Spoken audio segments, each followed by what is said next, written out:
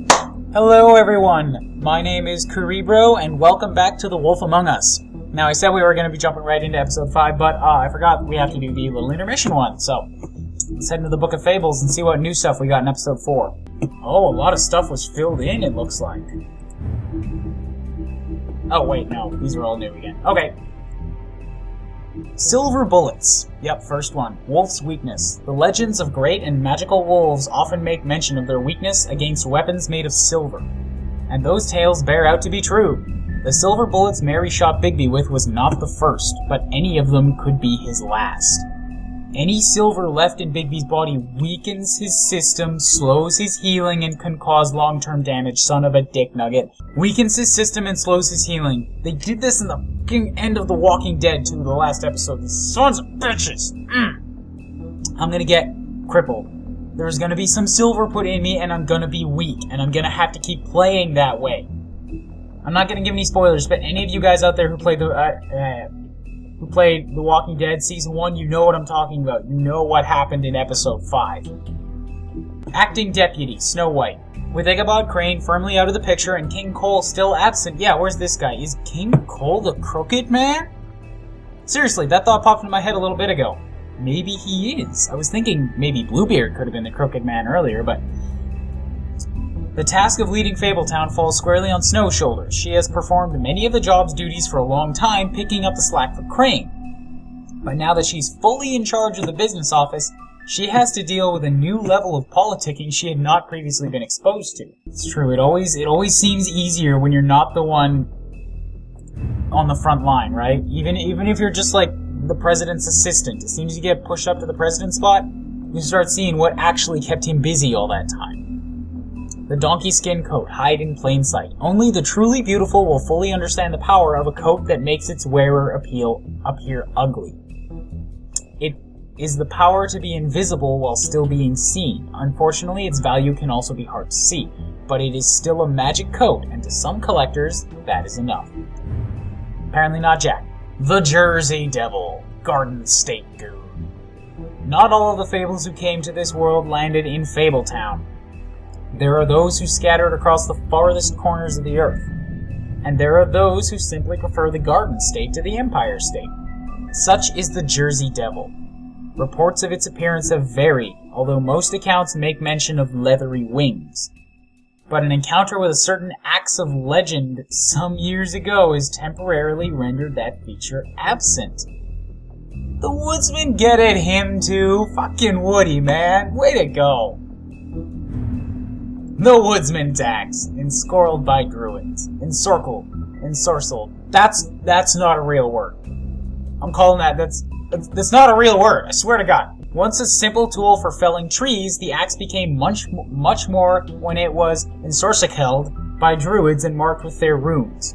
But it truly became an object of legend when the woodsman used it to slice the big bad wolf from nave to neck. It's the other way around, nave to neck. In protection of Little Red Riding Hood. It may carry old world charm, but its simplicity of design and quality workmanship make it an effective tool or even weapon today. Johan the Butcher. His real name is often said in the same breath as that of the baker and the candlestick maker of Fabletown. And like those other tradesmen, Johan the Butcher's storefront has served Fabletown for ages. Fresh cuts, exotic meats, and even full sides of beef for the vigorous appetites of ogres and trolls. But Johan's business has fallen on hard times and fallen in with the wrong crowd. As the quality of his products declined and his business turned into a front operation for the Crooked Man, some have started to wonder if they ever really knew Johan. The story really is becoming about the downtrodden. Bluebeard's money. One might think that Bluebeard donates funds to the Fabletown government for nefarious purposes, seeking special favors or to have a louder voice in government proceedings. But what he really wants is stability and strength. Because as far as Bluebeard is concerned, Fabletown exists to insulate him from the Mundy world. As much as his money can be a sword, it also serves as a shield. Like, I was thinking that Bluebeard might be the Crooked Man. I'm sure I've said that as an aside at some point when it ran through my head.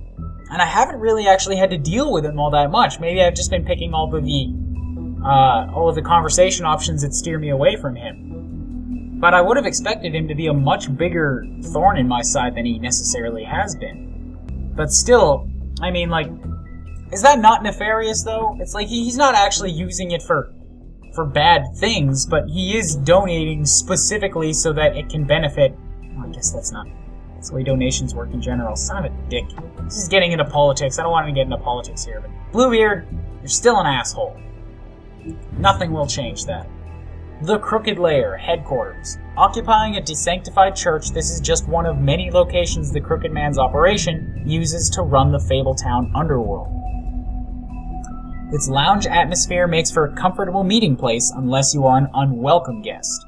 It is completely boarded up to the outside world, and the only way in is through one of many portals, marked by a door with the Crooked Man's Catherine wheel icon, scattered throughout the city and elsewhere.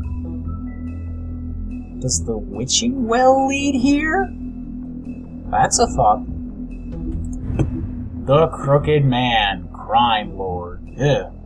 You know, if you cover up his weird eye, he actually does look like a decent enough man. Ugh. Ugh. The Crooked Man has slowly built himself into one of the most powerful figures in Fabletown. His operation started with a crooked sixpence and a crooked house. I saw Markiplier play a game, an indie game a while ago. It was called The Crooked, or the Crooked Man. It was a horror, and it started with a poem about a whole bunch of crooked things, like a crooked mouse and a crooked house. Is that this guy? 2 things he cared about more than his wife or children, whom he killed rather than let them stand in his way. In his rise, the Crooked Man has ensnared many fables in his criminal web, providing them with what they need, but always at a high cost. He is cunning, persuasive, and ruthless. It's the way these shady business dealers work. Yes, they give people things they need, but they're not kind, nice about it. Like, they're businessmen. They will give you what you need at like 600% interest. And I will never be convinced that they are good guys. It's just not, they're not. If they were good guys that actually cared about you, they would help and not need your soul back in return. Man, I'm getting kind of preachy on this one, sorry. While most fables theorize that their longevity and overall well-being is improved by the Mundy World's knowledge of them, for a select few, that does not seem to apply. When a malady or injury is an integral part of a fable's story, that notoriety can make recovery nearly impossible. That's what Tiny Tim thinks, at least. And no medicinal care or magic, rather none that he can afford, can heal his leg. That's right, everybody knows Tiny Tim with the crutch, so there's no way he can get better. Life on the farm, with its idyllic location and managed community, the farm would seem to be a welcome alternative to eking out an existence in Fabletown. But those who have lived there see it very differently. They see it for what it is, a prison. A place where you are free to be who you are and do whatever you please, except leave. It doesn't help that while fables who appear human do not have to worry about being sent to the farm, they always seem to fill the leadership roles there. Oh boy. And it turns into some serious class warfare there. Maybe not warfare, but definitely like a first-class, second-class citizen type of situation. God, I can see why Colin doesn't want to get back. Yeesh. Shit's getting dark, guys. It's getting real dark. So, anyways, that's it for this episode. Thank you all so much for watching. Check back next time when we do jump right into episode 5 and get started on the end. Come on, fingers, work. See you in the next video. I think I dissolved our toolkit. Run you over with this rover.